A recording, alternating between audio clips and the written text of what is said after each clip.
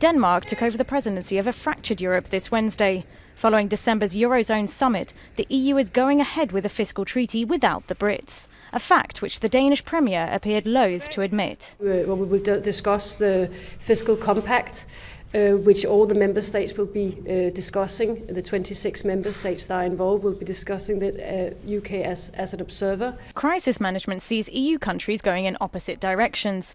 The French government is storming ahead with the idea of a financial transaction tax, whilst others are against it. Recent estimates see such a tax resulting in a 2% loss in GDP across Europe. The government of Denmark has come out very, very recently, only a matter of days ago, and made a statement to the effect that the financial transactions tax is not something that is going to be beneficial for anybody in the European Union. And that's something certainly that the UK has been arguing as well. For their seventh time at the helm, the Danes promised an austere presidency.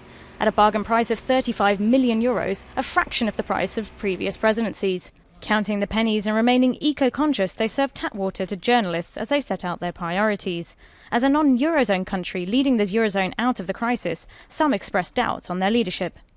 They cannot solve the problem for the eurozone, but the eurozone countries cannot themselves. So, I mean, they are in the deep sea, to be polite, and that will not be held by a Danish presidency, whether they would do it good or wrong. The first test for the Danes will come on January 30th, during the first summit of 2012. Expectations remain fairly neutral for a seemingly low-profile presidency. As the Danish expression goes, bad is never good until worse happens.